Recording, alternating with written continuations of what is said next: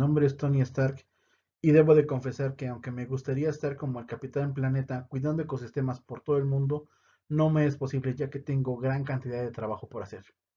Es por eso que les vengo a platicar la motivación por los que este proyecto fue hecho. Como todos sabemos, el dióxido de nitrógeno se genera de la combustión principalmente. Además, también se genera óxidos de nitrógeno. Estos óxidos de nitrógeno suben a la troposfera, en donde reaccionan con oxígeno y otros compuestos orgánicos volátiles gracias a la radiación ultravioleta proveniente del Sol, formando ozono troposférico. Este ozono troposférico es la hermosa nata anaranjada que podemos observar todos los días en la Ciudad de México. Esta nata es la que genera las lluvias ácidas y obviamente es la contaminación tan famosa que tenemos en la Ciudad de México.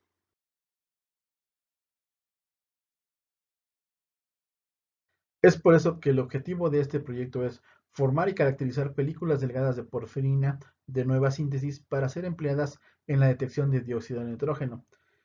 De manera general, se utilizarán las películas de porfirinas como un material químicamente interactivo, el cual podrán o no reaccionar con el dióxido de nitrógeno. Si reaccionan, podremos observar un cambio en sus propiedades físicas o químicas de las películas de porfirina, y esto en un futuro podría ser empleado con un dispositivo básico para poder ser o formar un sensor.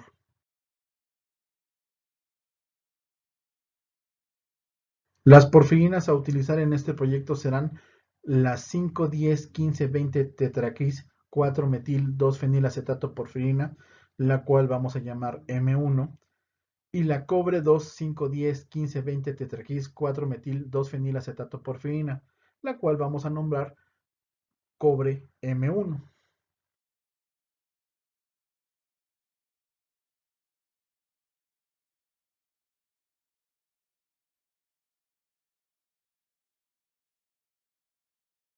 La metodología del proyecto consistió en la formación de las películas de porfirinas utilizando la técnica de evaporación física, continuando con el estudio de la morfología de las películas antes y después de haber sido expuestas al dióxido de nitrógeno utilizando la microscopía electrónica de barrido, SEM, y la microscopía de fuerza atómica, AFM.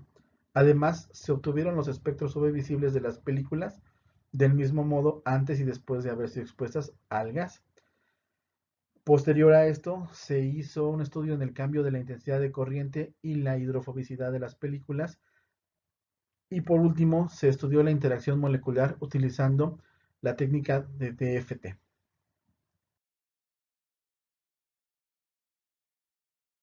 La evaporación térmica, a grandes rasgos, se hace en una cámara de vacío, con un filamento que va a ser calentado utilizando la energía de mi reactor ARC.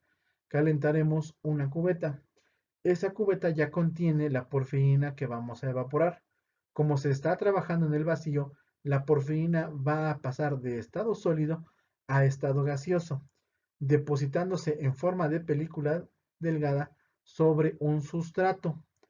Las características del sustrato dependerán de la técnica a la que queramos someter dicho sustrato junto con la película delgada.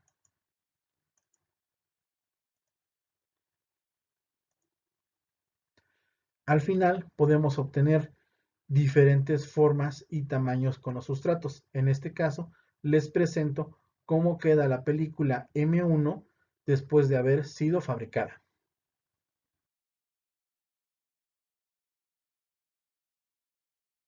Para la exposición al dióxido de nitrógeno se utilizó un método de tres partes.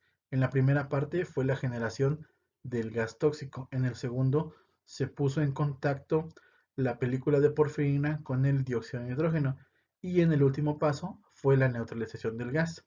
De manera general, en la imagen central podemos observar el cambio en la coloración que mostró la película de porfirina después de haber sido expuesta a diferentes concentraciones del dióxido de nitrógeno. En la imagen A podemos observar la película sin haber sido expuesta al gas y en la imagen E podemos observar una película que fue expuesta a una concentración de gas muy grande.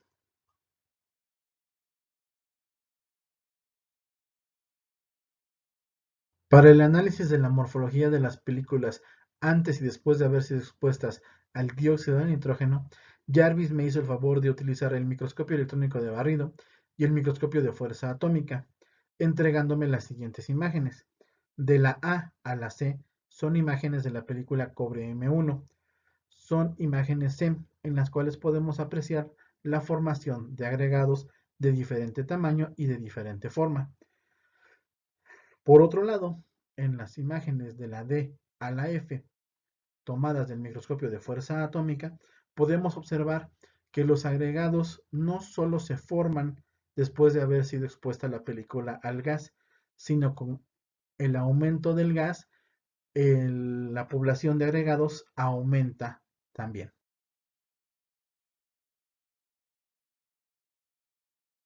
Después de observar los cambios que mostraron las películas al ser expuestas al dióxido de nitrógeno, se hizo indispensable hacer un análisis de sus espectros UV, por lo cual le pedí a Jarvis que realizara los espectros de ambas películas con diferentes concentraciones de gas y me entregó la siguiente.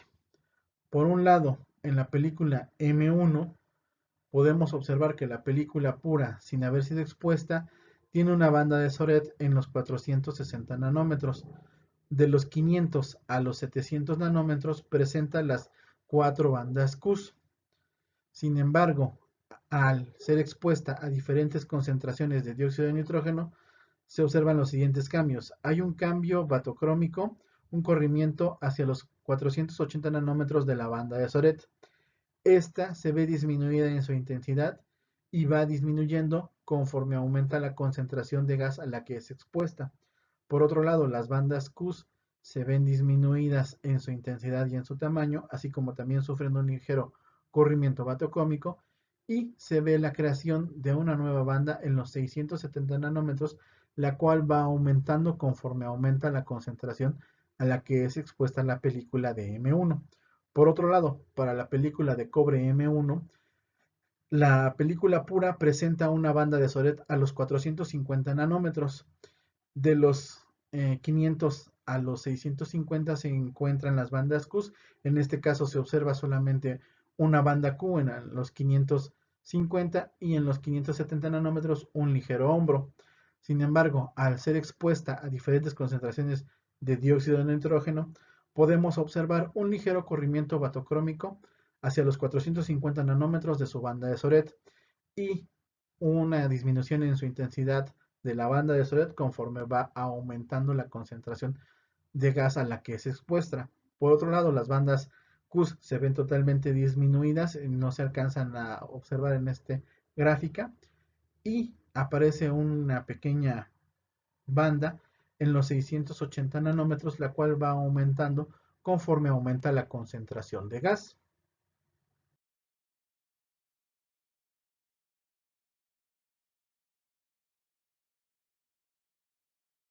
En el caso del cambio en la intensidad de corriente, Jarvis me hizo las siguientes gráficas. Para la película M1 podemos observar que la película sola no tiene un cambio en su corriente. Sin embargo, al ser expuesta a diferentes concentraciones del gas, podemos observar que llega a su equilibrio a diferentes tiempos. En este caso, para 20 partes por millón de dióxido de nitrógeno, se llega a un equilibrio a partir de los 100 segundos. En el caso de 40 partes por millón, se llega al equilibrio alrededor de los 80 segundos. Y para 80 partes por millón de concentración de gas a la que es expuesta la película, se llega a un equilibrio en aproximadamente 20 segundos, siendo este el mayor cambio en la intensidad de corriente que presenta la película de M1. Por otro lado, para la película de cobre M1, tenemos que la película pura no presenta un cambio de su corriente. Sin embargo, para 20 partes por millón ya llega a presentar un cambio que llega a su equilibrio después de los 80 segundos. Para el caso de la exposición a 40 partes por millón, llega el equilibrio alrededor de los 35 segundos. Y para el caso de los 80 partes por millón de dióxido de nitrógeno, llega un equilibrio alrededor de los 30 segundos, teniendo un cambio más importante de voltaje de alrededor de 0.45 volts.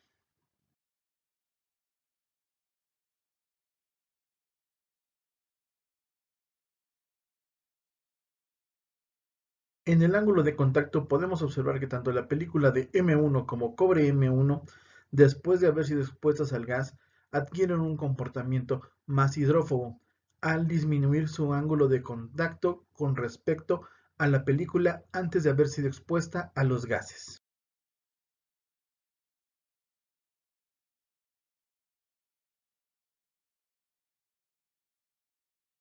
Y ya para terminar, tenemos que en la imagen A y B se encuentran las moléculas de M1 y cobre M1 interaccionando con ellas mismas, mientras que en la imagen C tenemos a las moléculas de M1 interaccionando con dióxido de nitrógeno, en donde podemos observar que hay un doblamiento en la planaridad de las moléculas, así como un reacomodo de los grupos funcionales fenilo.